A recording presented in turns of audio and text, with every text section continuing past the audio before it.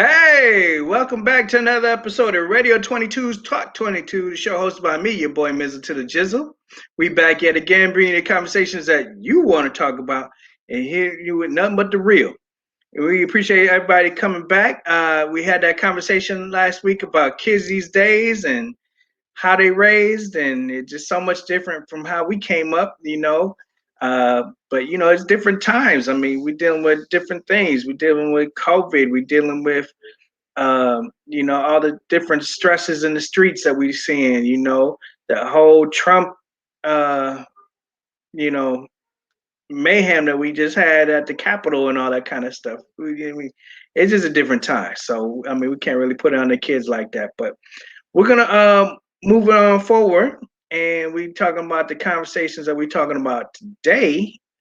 Last month we had Black History Month, which was uh, one of those things I really feel like they need to influence a little bit harder than do, and when especially we talking about the kids and the stuff they see do in school and talk about and stuff. I feel like they don't flex on it hard enough.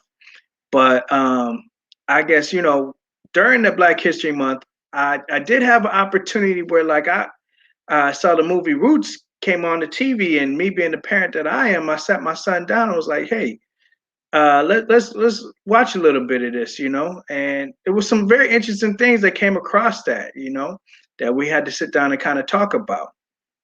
And I guess one of the things that we just kind of talked about was how it seems at times like with the progression of Black people, sometimes it just feels like sometimes we get in these situations where we self-sabotage our own progression.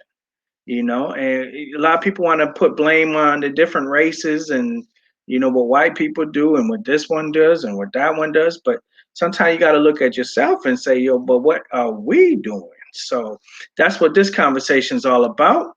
And brought some of my heavy hitters on the show once again to help me talk about it.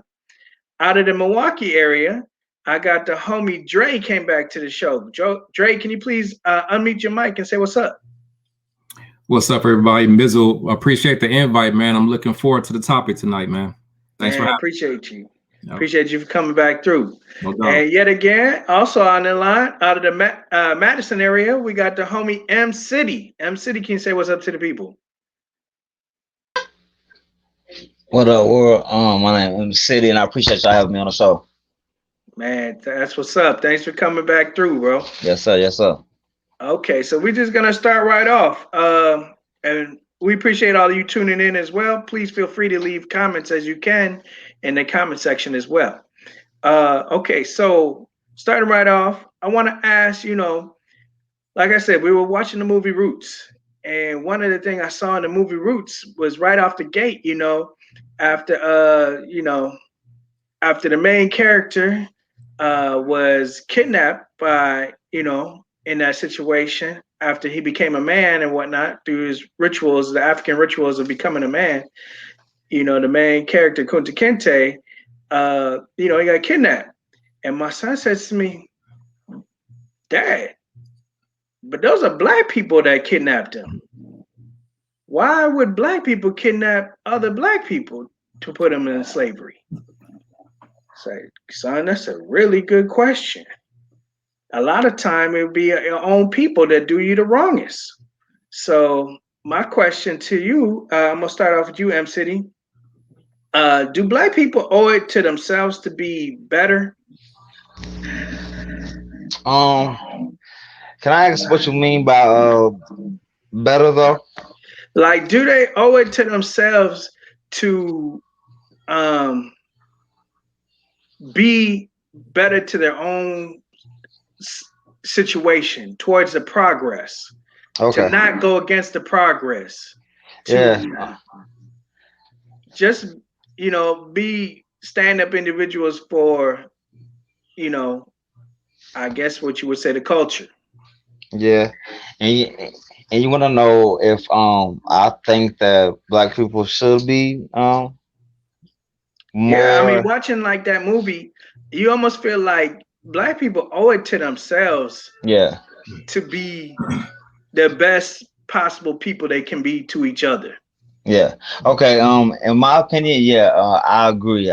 When I think about everything that our ancestors been through, or even just like our moms and dads been through, and even things we're still going through today, I feel like sometimes as black people we get in each other's way when I think that we all want the same thing, but Right. the routes that we take to get to what we want, you know what I'm saying, is different. But yeah, I definitely think that we owe it to each other to be better to each other, man. Like we came far, but it's a lot more I'm not sure the correct word, but it's a lot more that still needs to be done. And if we are helping each other, I just feel like we can go farther. But it's always, in my opinion, been like a crab in a bucket mentality with some people.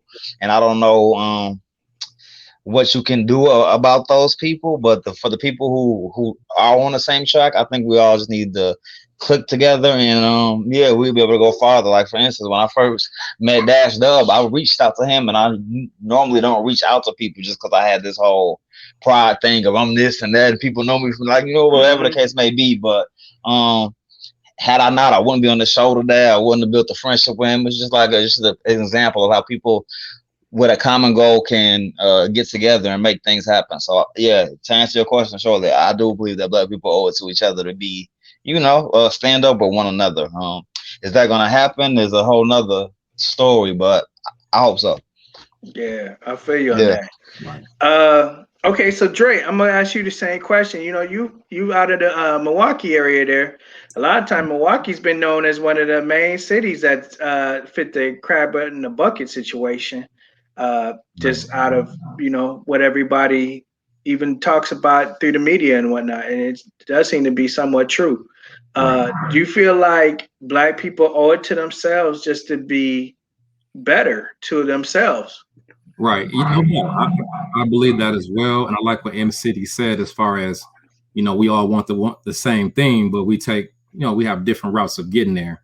But it's not good for us to stand in each other's way and deny that progression. You know what I mean? Hmm. Black people, I feel like as much progression as we've made over the years, whether it's having the first black president and now the first black women vice president, um, the media tends to perpetuate the negativity that's showed out in the world. The images of everything that we do wrong kind of goes in front of the positivity that we have. And now that we see that, it would be nice if we took advantage and just, did things to correct the negativity that's being displayed by us. Most You know definitely. what I Yeah, mean? So yeah. I totally dig that what you're saying with that. Okay, so moving on. There was another situation I saw on the line there where there was a situation where Deion Sanders uh, he got a new job as a head coach at Jackson State University down south of Mississippi. And he was pretty excited. First time coaching, he picked a historically black college to take on this challenge of coaching his first team, and he's pretty excited about it. Went out there first game they went ahead and they won, believe it or not. Through his coaching, he was excited they won and everything. But the kind of the bummer to the whole situation was that after he saw that they won, he went back to the locker room only to come to find out that he got robbed and that everything was taken out of his locker, his wallet, his keys, everything he basically had was robbed out of the locker room.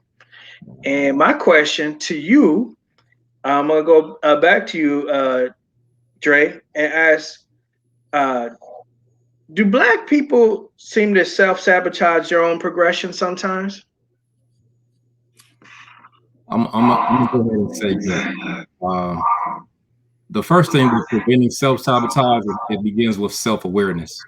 The more that we can be honest with ourselves and acknowledge our own flaws and the barriers that are put in front of us, the better Hmm. we begin to execute solutions to those barriers. You know what I mean? I mean, at this time, there's no secret to the laws that have been put in place to slow the progression of Black people. Well, Steph. When we do ourselves I just feel like we do ourselves a disservice. We begin to add extra barriers to those to those obstacles. You know what I mean? Yeah. So we know what the issue is, and some of us still continue to put extra barriers in way to slow our progression. So yeah, we do self-sabotage ourselves at times. Yeah. I mean, it was kind of a sad situation to see. I mean, here you got a program that really hasn't been on the up and up as far as winning and all that, and they have a Super Bowl winning caliber type of coach now, coaching them straight from the NFL. You know, and they never had that type of coaching in that Jackson State. You know, and here he is stepping up, being the man. He could have coached Florida State in one of the big universities, but he chose to do a historically black college. No. And you know, as much of it should have been a celebration for the people in Mississippi that he got that win for them, got that dub. Instead, he has to sit there and look at the situation about getting robbed. Exactly. You know? Exactly. Like MC said previously, sometimes we just get in our own way. Yeah. You know, we get in our own way. So okay, so I'm gonna go to M City next and ask that same question. I want to know, out of that situation, do you feel like black people just sometimes they self-sabotage their own progression? Yeah, I definitely feel like that. It just be sometimes just be the people that's closest to you that just don't want to see you succeed. I'm not sure why it be like that, but that just be the case. Like we was just talking about it. We came together. I think we could do so much more, but for the most part, it's just I feel like it's always going to be somebody with your same skin color that doesn't want to see you be successful, and or just doesn't want you to go farther in life than them. I don't understand it, but it's just like that. It's sad, but it's the truth. Like I'm not surprised by it or shocked by it, and I've known that for a long time that black people sabotage themselves a lot of times. Yeah, no doubt. Okay. We want to also thank. We got a new person that joined the program, the homie Al. Al Oh, what out up? of the Milwaukee area. You say what's up to the people real quick. What up, my people? How y'all What up, feeling? bro? Yeah. What up, bro? Appreciate you coming back to the show as well, Al. Yeah. Okay, So so good we to were see talking y'all. about the situation with Deion Sanders. He took a new head coaching position, head coach for Jackson State University football program. Yeah. And he was trying to really get that W for them. And in the first game, he did get a win. And when he came back to the locker room, only came to find out that he had been robbed. That they took all of his money, his keys, all that stuff. I guess apparently he got robbed more than once since he's been coaching down there as well. He shouldn't have I guess been he had a making music boombox videos also back in the stolen. day. So I guess, when we look at that, my question to you, Al, is do black people self-sabotage their own progression sometimes? Hell yeah, they do. And it's not intentional. Can y'all hear me all right? Yeah. Yep. Yeah, so thing is unintentional. It has to do with our history as black people, though. Like some of us are conditioned and programmed for that because a lot of people don't have that lifestyle or had that experience to uplift one another. A lot of people that make it feel like they made it on their own, and they want to exclude others. Like crabs in the barrel type syndrome. Right. The communities, the way we're in, it's kind of our fault, but yet again on a subconscious level, it's not our fault. So some people that are conscious enough to break out of that, they're aware of that. But some people are just on autopilot and, they just do that. I know a lot of people that come from the hood and everybody always took shit from them. So they don't expect anybody to ever do them right. You know what I mean? Right. So if they make it, they got that mentality. Oh, I did this all by myself. I even heard Drake say that in one of his songs. He said, I got here by myself, some shit. Yeah. I mean, it's just a wild phenomenon that, I guess just looking at a lot of these movies, it kind of made me realize that. Shout out to one of our listeners said, I don't think it helps that when one black person acts up, the entire race is held responsible. No, this is very true. Very true. But at the same time, we do got to kind of look within when we see these situations occur, and we have to talk about it, and bring it to the light. What truth is truth. and not just that one situation is a stamp on everybody, but when we're trying to do better, you do got to address what's been wrong. Well, you know why that is? Because each of us as an individual represent this whole race. So that's something inevitable almost from the perspective of others. So we don't deserve that. I'm not saying that's cool at all, but whoever wrote that, you're absolutely right. But it's not fair, but that is what it is. If you got a family member or a child that gets out there and act up, you already know they representing you. You're gonna whoop them when they get home. You're gonna be like, you representing me. You know what I mean? You ain't finna talk bad about, you ain't finna make your mama look bad out here, Most deaf. So you represent the family, how you behave. So that's why it takes us to uplift one another. If you see your neighbor acting up and not walking in the proper light, then you're supposed to correct them. Most definitely. I appreciate that point as well. Okay. Okay, so moving on, I'm gonna go to another question here. Sticking in the same situation, talking about HBCUs.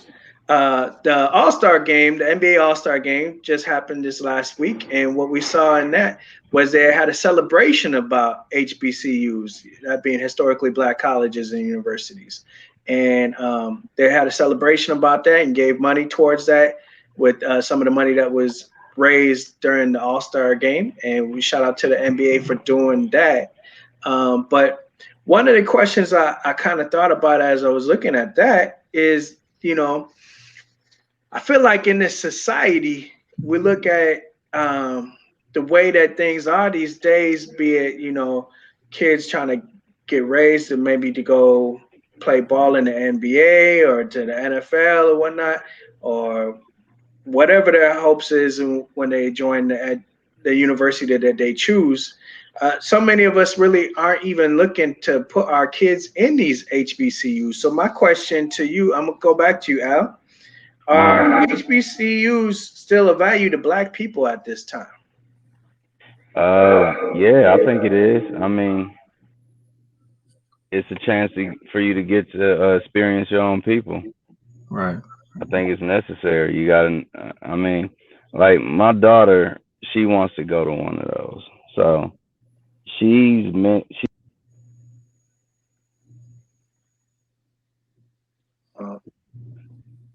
She's basically dealing with every culture out there.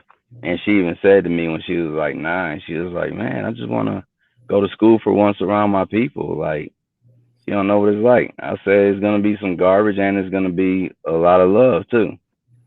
She just wants to spit. She has a craving to experience that. And I told her, "You probably gonna have to get in a couple fights or whatever. Some of them don't know how to act, our people, but." I said, "But it's also going to be a great experience to feel that love from your people too." Right. It's half, but I think it's very necessary. I mean, if you eliminate that, that's what we've been up against all our life is divide and conquer. That's why you have that crab in the barrel mentality. We're taught individualism. They individualize us. It's a war tactic. So it's been applied to us since slavery. You know what I mean? So I say keep the college, keep the black colleges. We need that. Okay. M City. I'm gonna go to the homie M City next. When we look at it, a lot of time HBCUs originally were created so that black people would have the opportunity to get higher level of educations that they weren't able to get because, as you know, everything was segregated back in the day, and we weren't allowed to go to the white universities. These days, we are able to go to white universities. Who are just universities now, but yes, they are predominantly white. But my question to you is, do you feel like HBCUs still have that same flair? Like, are HBCUs still of value to most black people? I can't speak for, most black people, but I will say that it still matters to me. When I was a kid, like I don't know if y'all heard of that show, Different World. Oh yeah. Like that, like I didn't go to college, so it didn't affect me that much. But that show like helped mold who I am, or certain values that I have, and stuff like that. So, I hope that whatever I got from just like that show, even or whatever people get from HBCUs and just having that whole experience, that continues on. To me, it's a sense of black pride, and of course, me being African American, I'm gonna always hope that continues on. But I can only speak for me. I know a lot of people who don't even college don't even cross their brain. So you know what I Mm. mean. And that's sad, but it's a reality. Some people never even think that they're going to end up even going there, or that think they'll be dead or in jail before they even go to college. So it doesn't even cross their mind about college. But for me personally, it still matters, and I hope it matters when I'm going. You know what I'm saying? So that's my opinion, though, bro. Okay. All right. So, Drake, same question. You know, when we look at it, there's so many big schools. I mean, you got the Dukes, you got the North Carolinas, you got the Virginias, you got the Florida State, Florida. Right. I mean, Arizona, UCLA. So many big top schools you can go to. You know, Harvard, Yale, whatnot. Uh, these days, I just don't know if I feel like that a lot of people push their kids towards these HBCUs the same way. Do you feel like they still hold a strong value to the black community at this time? Yeah, I still think that they hold a strong value to us as a people. And, just to echo what everybody's saying, attending the HBCU, it helps establish a sense of pride and camaraderie that you won't necessarily receive at a traditional college.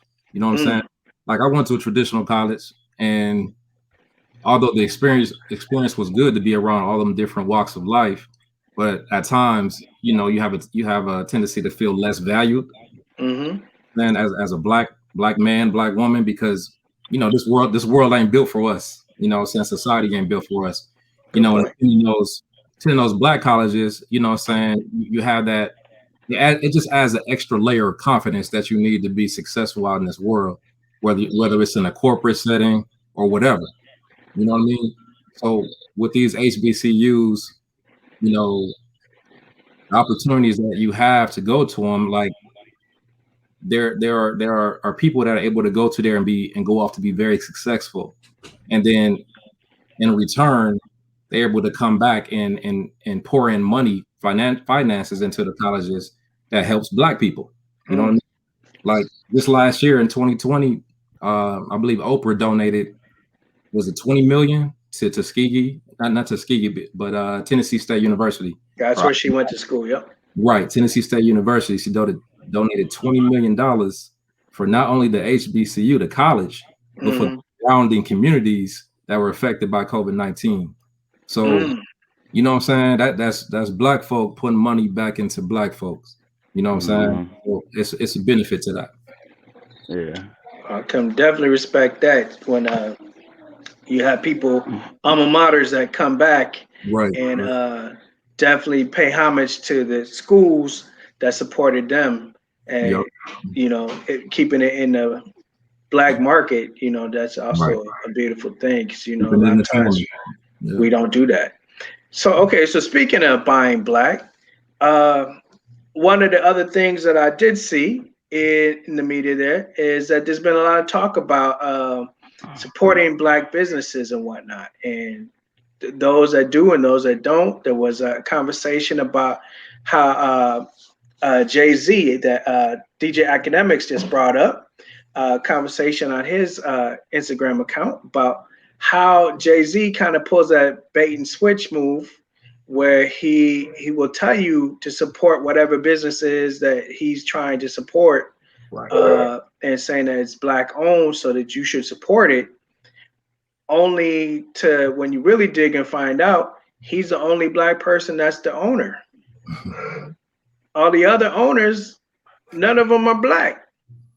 He's the only one that's black. Yeah. And not only that, but then maybe years later, he sells his stock or his stake in that company to the white folk to be able to run that. You know, that would be like me saying vitamin water is black owned because 50 Cent had a stake in it. It Right. ain't black owned. Yeah. So, my question to you, I'm gonna go back to the homie M City, is should we be buying black just because it's black? Oh, this is a tough question. Man, honestly, I don't even know if I can give you a yes or no answer because I see two sides of it. Like, I want to support black people or black things because I want my fellow black people to be successful, like we just talked about. But I also feel like that there is certain people that just feel like, oh, you should just buy black and buy black, and they really in it for the. I'm not talking about Jay-Z, but and they're really just in it for themselves. So at the end of the day, you as an individual have to decide where you putting your hard-earned money at. Like, I just came from Atlanta. All I seen was black people supporting black people, Right. and it was beautiful, man. You know what I'm saying? In Wisconsin, but I don't think I got to tell y'all. It may be a little different than that. So that's why I said I can't give you a yes or no answer. But I do, like when I was out in Atlanta or even when I'm here, I do support as many, you know what I'm saying, of my brothers and sisters as I can. But I also, after I spend my money with them, I don't tend to worry about, for the most part, what they do with it. Your money is gone. So for instance, if you buy something just because Jay-Z endorsed it rather than buying it because you need it, once you spend your money, you can't control what he does with that. It's gone. So I don't, you know what I'm saying, think that deep into it, but I see both sides of the coin, man. Okay. Uh, on another take, the homie Money Mayweather also had a situation where they kind of came at him about, you know, him buying Gucci Yeah. and some of these other companies that really don't support blacks the way that you think they should support blacks. But in that conversation, you know, Mayweather said, "Listen, I don't buy black just because you know they're black. I buy the best. If Right. they're black and they're the best, then I buy them. If they're not, then I don't buy them. I buy the best with my money." So my question to you, Dre, I'm coming to you, is do black businesses deserve the business just because they are black?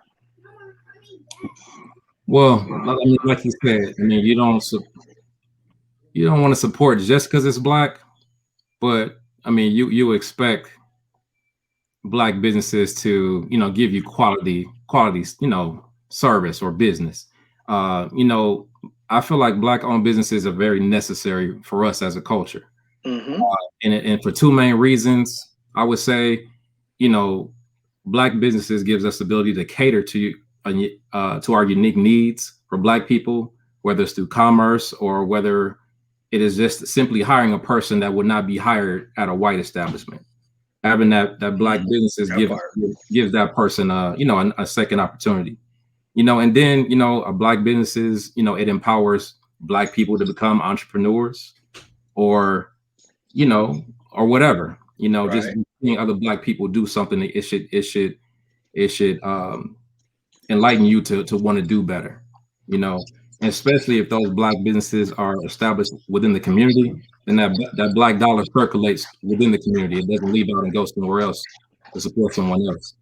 Um, you know, one thing about I want to say about black businesses is we got to get out of the narrative that black businesses is not enough or it's not good enough. You know, I feel Mm-hmm. we give black businesses one chance to mess up before we ain't fooling with them no more.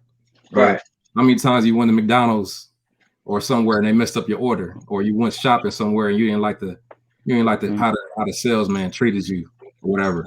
You know, you raise a fuss, but give it 6 months or whatever, you're right back in that same establishment. Versus the black businesses, you don't mess with them at all. You know what I'm Very true. Very true. I appreciate you for saying that too. saying? Okay, so same question to the homie Allen here. I want to ask you the same question. You know, when we look at it, do we buy the best, or do we buy, you know, just because they're black? I mean, should we buy into black businesses just because they're black? I guess is the question. Sorry about that. No, I can't agree with that. I wish, I wish I could support that that theory, but it's just not like that because you have black people that are unfortunately bad businessmen. Also, you have people out there that shiesty still, even though they're our own people. I mean, nobody's gonna support that, whether you're white, black, or Mexican. You know. So like I said earlier, I mean, we represent our whole race. I mean, our whole culture, I should say. So do right on your business so you can get that support and earn that trust within the rest of the people. So you can't support everybody unless they're doing right. I feel Mayweather.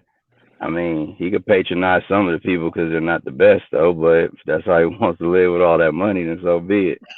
But but no, he can't patronize everybody. Everybody that's trying to do business well, so I say support them so they can go on their journey. But everybody isn't perfect, but still support the people that's had the right mind to do right and making an effort. Okay. I mean, it is kind of wild because when you look at other races, a lot of other races will support their own. You know, when you look at a lot of Yeah, Asian communities, they will support other Asian businesses and other, you know, white people support other white businesses, and you know, Hispanics, same thing. You know, and I feel like I wonder, is it just us that have that issue or not, or is it seems like something, it. or is this something that other races do feel? Shout out to one of our listeners said Chick-fil-A has a new sandwich, so does Jane's Corner Store. Okay, shout out to you. Shout out to you Boom. for that advertising. We're here for you. Right. Good All idea. right. So okay, so along with that, uh I guess I'm gonna just flat out ask the question.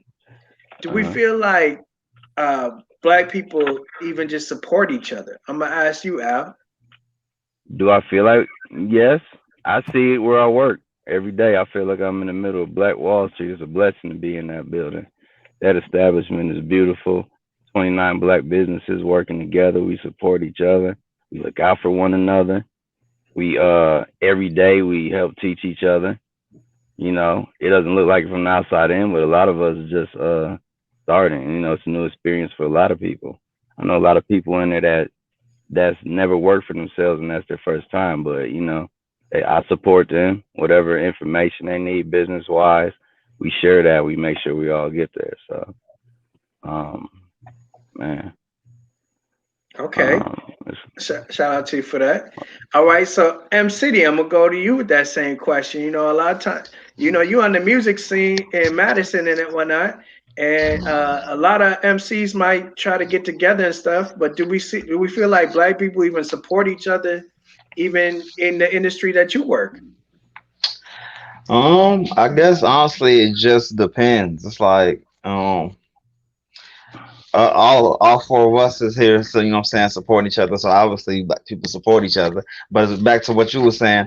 It's like half and half. I feel like there's always going to be people who support, but I support each other on the west side. But I also feel like there's always going to be a group of people who feel like that you're competition, especially if you're in a lane and you're doing good, or well, I'm not sure what each gentleman here does for work, but it's people at your job that, you know what I'm saying, is no different. They don't support you because they look at you as competition.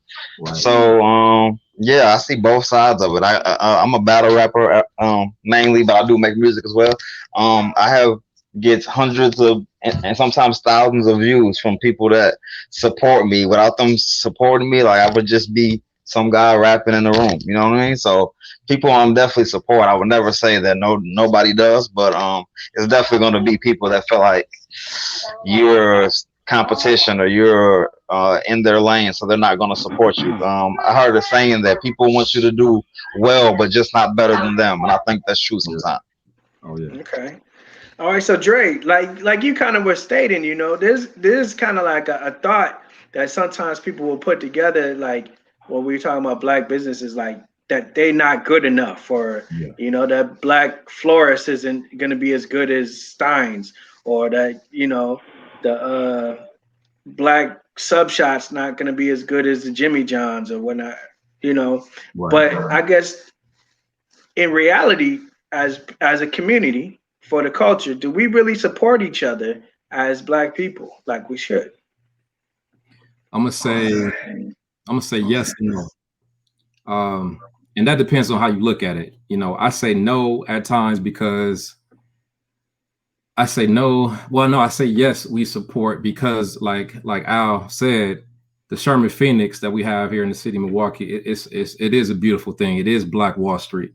And when I'm in there, it's beautiful to see all these Black owned businesses with people networking and encouraging each other, and just brainstorming. It's a beautiful thing to see.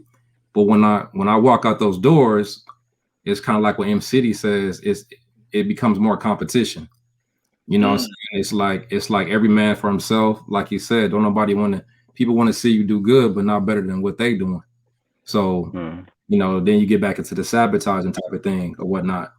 But then I say, when you look at places like Atlanta, like when you go over there, like it's everybody over there understands the importance of working together. You know what I'm saying? So, and everybody want to see each other win. Most everybody over there, when you go there, the people that are doing well, they're business owners. They stay in business because people support each other's business. They make referrals, they network, etc. We don't really have that mentality here in Milwaukee. Not too much outside places like the Sherman Phoenix and other little small pockets. It's way too much competition and sabotaging. I feel like if you got a Black business and we're supporting each other, if you give me bad service, I'm gonna give you 3 times to mess it up before I don't really mess with you no more. But I feel like if you're a Black business owner, Mizzle, I should be able to come to you and say, you know what, I like your establishment, I like what you got going on, but I didn't like how you did this, or I felt, disrespected or mistreated by this way. Can you please do that? Now you can take it how it is, but if you ain't gonna correct it, then I'm not gonna patronize you anymore. You know what I mean? And the word trickles down, and once people get to see that, then you're gonna lose business. Right. Black businesses, we just gotta take pride. Like Al said, man, there's some good business owners, and there's some bad ones. And it don't matter what color you is. If you're a bad business owner, don't nobody need to mess with you. Yeah, I would think you would do that for any race, basically. But yeah, definitely. For our own culture, we definitely want to look at that in that way. Okay, so next question. I was watching a news program, a Black news program. I don't even recall what it was called, but or who was talking.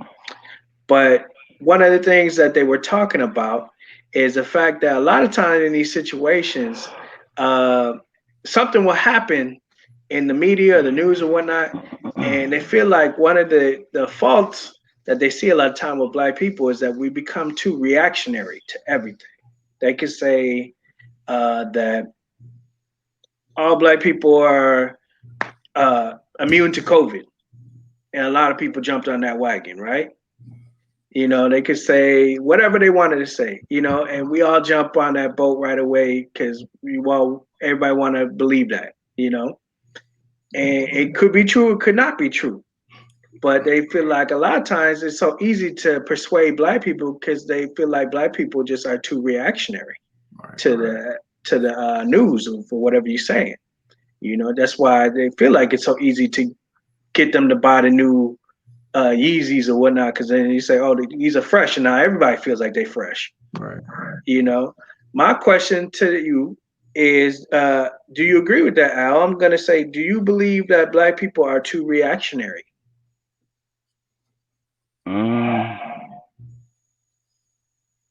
Somewhat. A lot of. I'm gonna speak on this city particularly because that's what I'm most familiar with. Okay, that being Milwaukee. Yeah. Yeah, a lot of people are bandwagon jumpers, unfortunately. Yeah. So, it's sad, and I hate that our people are so creative, but yet they wait to be told what to like. You know what I mean? Or how to respond or how to feel about something. But I don't know. I guess that's the whole game of like there's no leaders without followers. So followers got to be somewhere. But yeah, our people are very reactionary. But I wish we would lead more with our creative blessings that we have. Right. Shout out to Kanye that once said, "There's leaders and there's followers, but I'd rather be than a swallower." So we're gonna go with that. M City, I want to ask you the same question. Do you believe that Black people are just too reactionary? I gotta ask you. Could you explain what you mean by too reactionary? Okay, I'm gonna just explain that again. Okay, so in this program, it was speaking about how a lot of times in these situations, black people will follow the trends of whatever you're talking Okay, about. So got you now. Okay. you will be able to say, "Oh, these Yeezys are hot," and everybody just jumps on that. Yes. If you really feel like they're hot or not, maybe not. But if everybody's saying it, everybody goes out and gets them just because they were told that they're hot. You Mm-hmm. I know, still think they're ugly.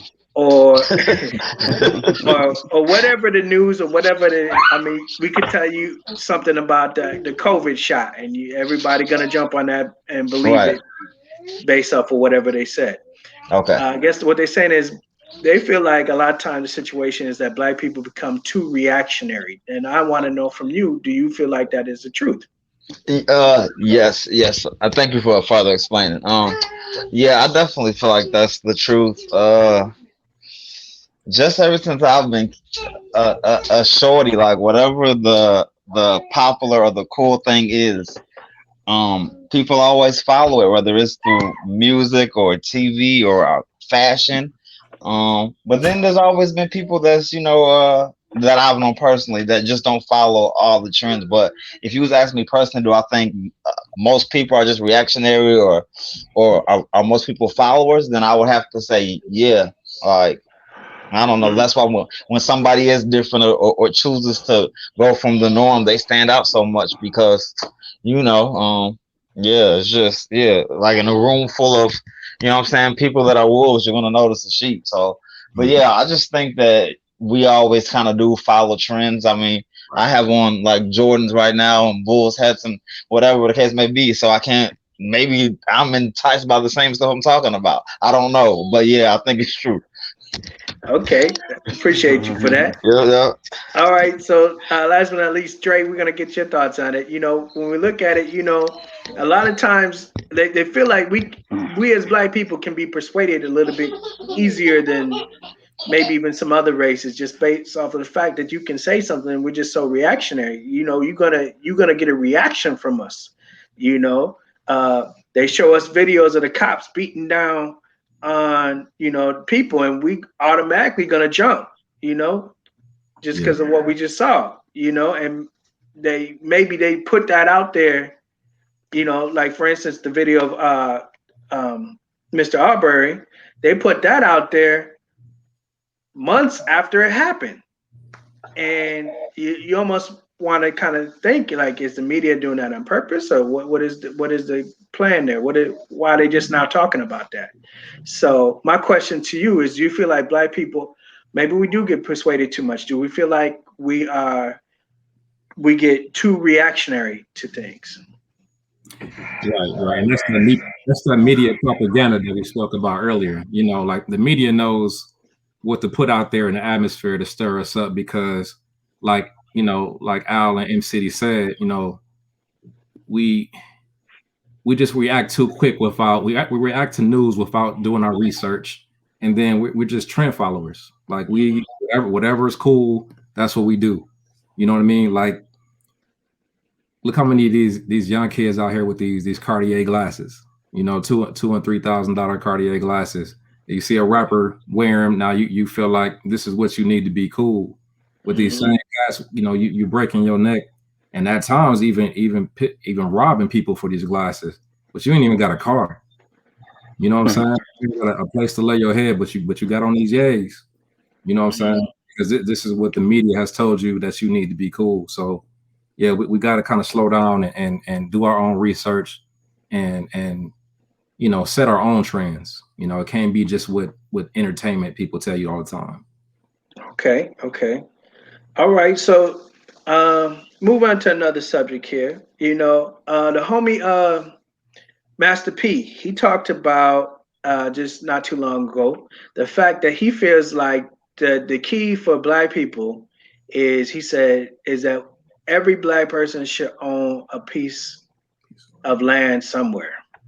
Like he feels like that is just like a must. Like somewhere you got to touch down and own a piece of land. My question to you, that is being a panel, Dre, I'm gonna start with you. Is should black people be given land to help generate generational wealth? It's hurt. You know, I believe, yeah, I do agree with what he said. Every black person should be working towards obtaining land. Uh, prime example. I mean, I know most of y'all done seen the movie The Color Purple, right? Mm-hmm. Even though it's a fictional movie, it is based off of the lives of how, you know, our people lived in the South. So when you pay attention to that movie, nobody in that movie was really struggling. You know what I mean? They weren't rich, but they weren't struggling because they had land. You know what I mean? And they were able to capitalize and profit off the land, whether it was sharecropping or cattle or whatever. Mm-hmm. So I think over a course of time, you know, we've kind of gone away from that. Um, you know, we've got too complacent with things, and yeah, you know, like I said, I agree with we do need land to kind of help jumpstart this hole that we're in. Yeah. Okay. M City, I'm gonna come to you next. You know, the homie Kanye even talked about that. He bought property out west, as you know, acres and acres of property, and he believes that also that black people as a people should look to buy acres of property, and they should look to buy land to create generational wealth to narrow the gap between the races. Do you feel like that's something that black people should look to do? Yeah, I definitely do. Um, I someday hope to own some land myself, and like you said, to hope for my kids to and their kids to have generational wealth.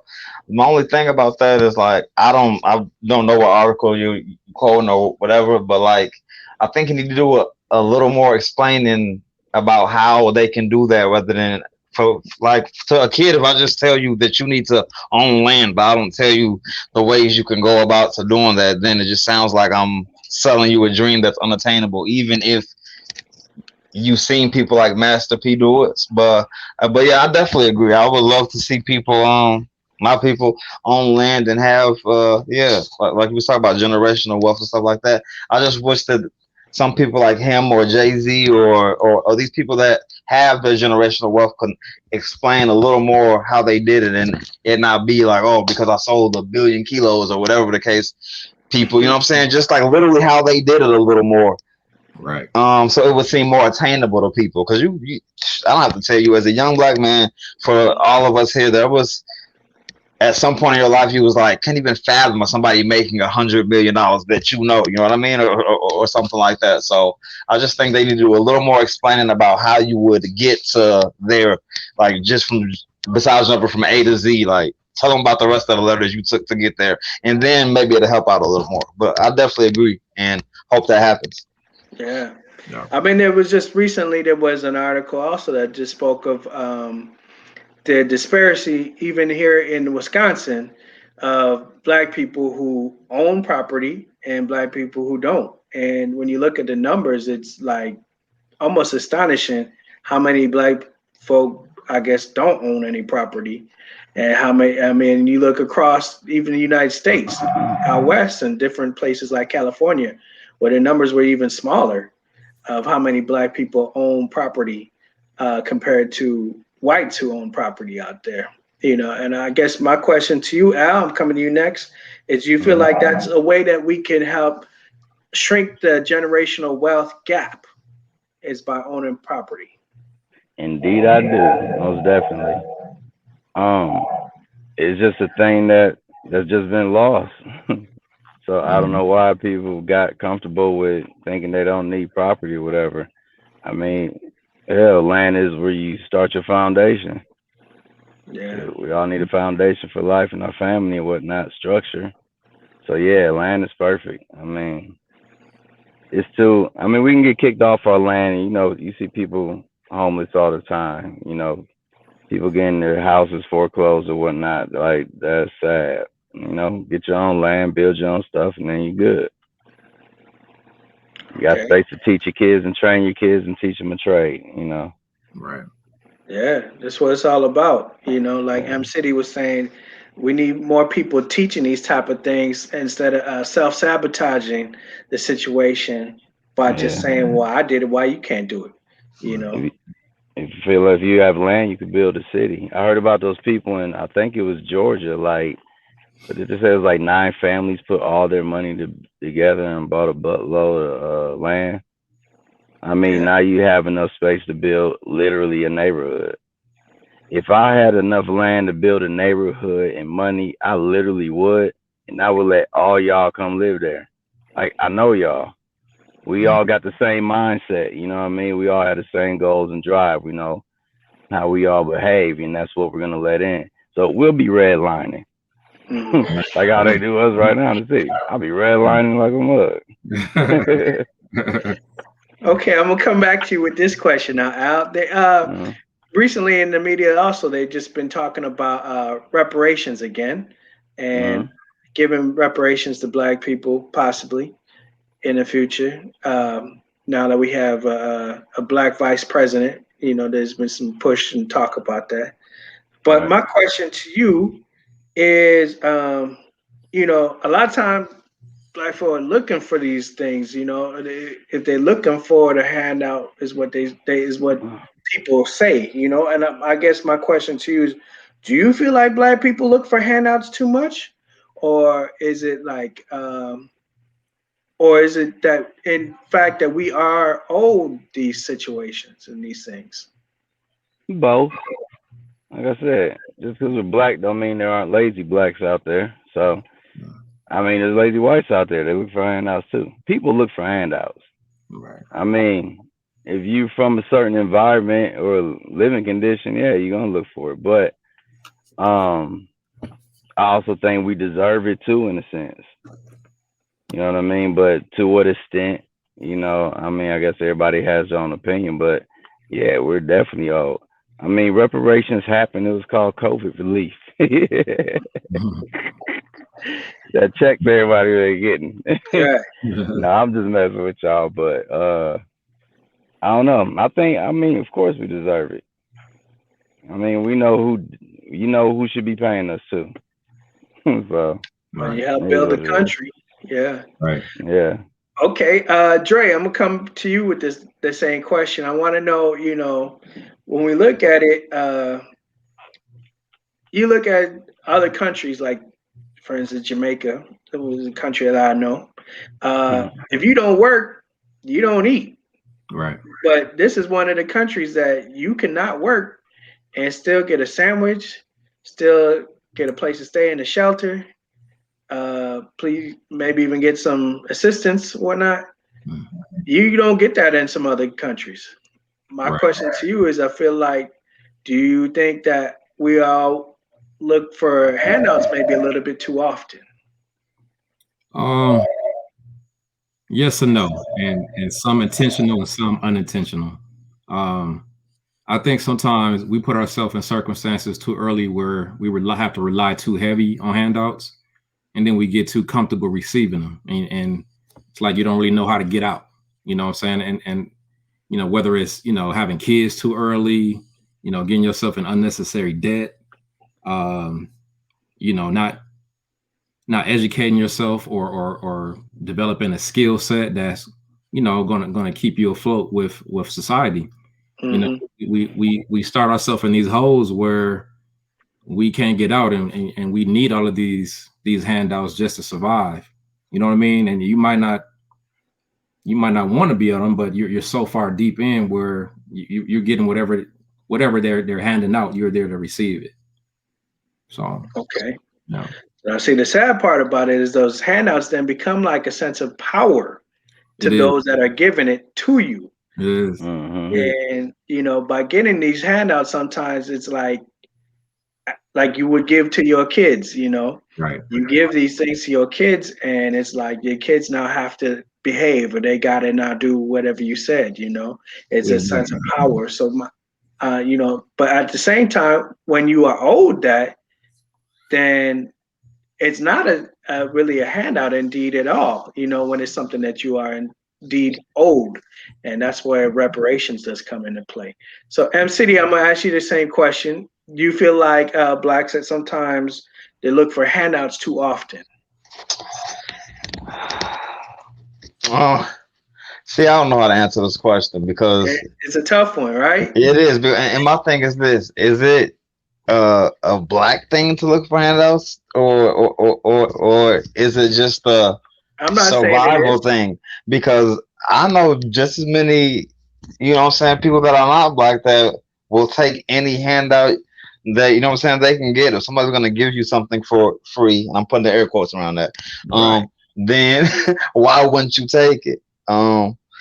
And like one of the other people brought up on here, like it's like you could say that for, you know what I'm saying, any race. So I don't know if it's just if you would say that's a black thing. And do I feel that we deserve it? 100%. I feel like anything that we have gotten is just a Yeah. fucking smidgen of what we deserve. And I'm not falling into my stereotypes because I work and I'm out on welfare. Whatever the things people try to say about people who get handouts to try to make it seem like, you know what I'm saying, group us all into one. No, I work, I do all that stuff. I'm a taxpaying citizen, but if they're gonna give me some bucks that I should have probably having anyway, then I'm going to take it. Yes, I am. Thank you. I'll take a handout right now too. Right. Anybody got one? And another. All right, I appreciate you for that. So if you agree out there as well, please leave comments in the comment section. We definitely want to hear more about what you think as well. All right, so final question I want to ask, and I'm going to start with you, M City. Why do you feel like Black people today don't follow the civil rights leaders of today the same as they did back in the civil rights era? Oh, to me, in my opinion, because a lot of people who are leaders are full of shit, Mm, and that's no disrespect to all of them, but there's just some like there's certain black leaders that they only around or have something to say when it benefits them. You know what I mean? If you follow the movement and stuff, you know what I'm talking about. I'm not even gonna waste time saying their name. So this is the thing with us young guys, and I'm not young anymore, but when I was, is okay. if we don't respect you or feel like you come from where we come from, then we don't care about what you're talking about. You know what I mean? As far as the younger guys. So Mm-hmm. like it's hard for me to look at Al Sharpton or Jesse Jackson and feel like that I can relate to them or they can relate to my struggle. And I only see these dudes sometimes when it's some type of, I don't know, like some type of publicity or something going on where it just doesn't feel like that they're genuine. So speaking from a younger guy, I just don't feel like that we connect with whoever our so-called leaders are. So yeah, there's a whole disconnect. Maybe like I can't speak for y'all generation because y'all just a little bit older than me, but maybe they felt or either y'all parents felt a connection to like a Martin Luther King or even a Malcolm X like that. I don't feel that we have those connections. Like I can't even give you one like a civil rights person that I know that I can feel I can connect to or relate to. And anytime that there's something political going on, there's always going to be some bullshit behind it, the things that the regular person at home doesn't know about. So that's my answer, man. Okay, no, I appreciate that. Yes, sir.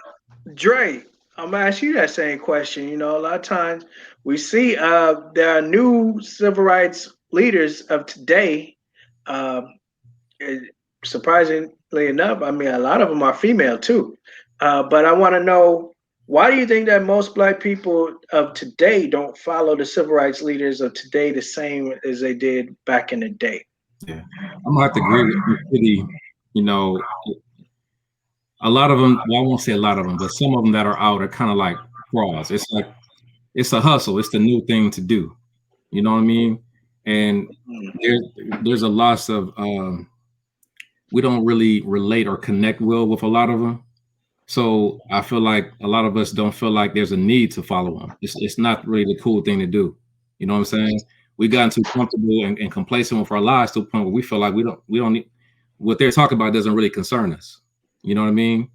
We're driving nice cars, we're living in big houses, we got our little education or whatever. So we feel like we're isolated from what the topics that they're talking about to a point where we don't really need to follow that trend.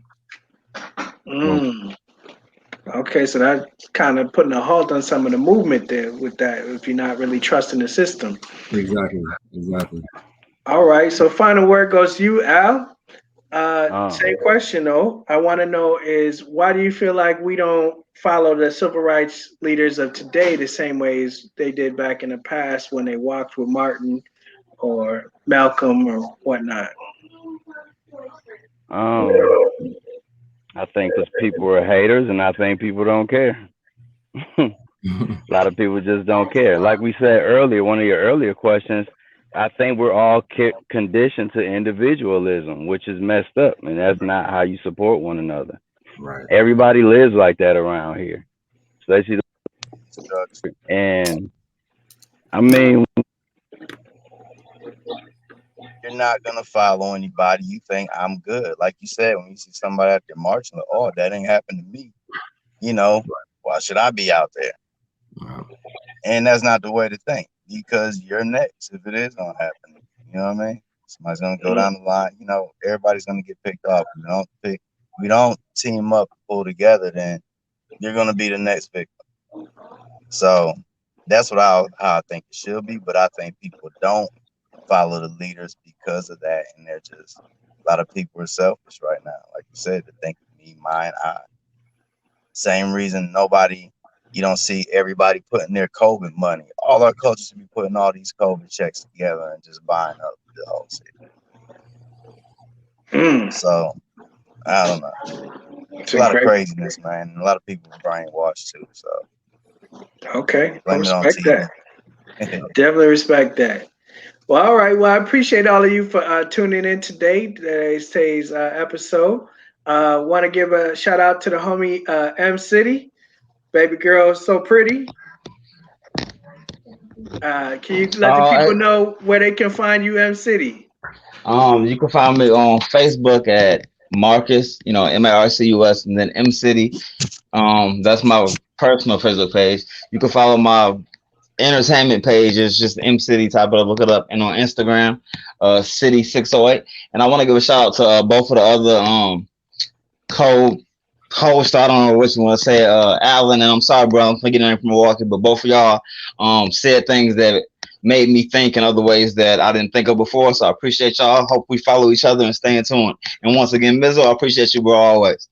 Man, appreciate you for coming to the show. Yes, Please look out for some of his music. I believe he has a rap battle even coming out on video. Oh, yeah. But it should be dropping very soon on Dub State Battle League. So y'all go subscribe to their page, man. Thank y'all. Appreciate you coming back through. Yes, sir. Also on the program we had out in Milwaukee area, we got the homie Dre. Dre, please say what's up to the people and let them know where they can find you, bro. I don't really have I do have a Facebook page, Instagram page, but I didn't have it on a display for y'all. But we just wanted to say, hey, Mizzle, thanks for inviting me to the show. I mean, the topic was very on point and very necessary, and I enjoyed hearing the perspectives from both of the co-hosts here. Man, we appreciate you coming through as well. Last but not least, the homie Alan out of the Milwaukee area as well. Can you let the people know what you've been on and where they can find you, bro?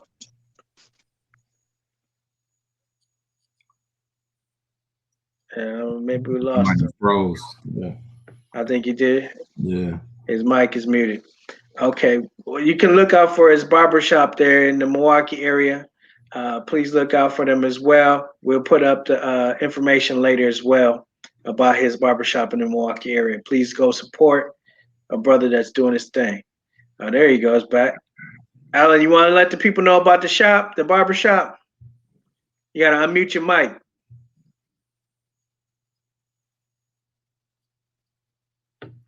Can we unmute your mic? We're having some technical difficulties. Part of having a live show, y'all. Sometimes these things happen. But we appreciate everybody for joining the program. Until next time, y'all, this is your boy, Mizzle Jizzle. You've been listening to Radio 22, Talk 22. Till next time, y'all. Peace.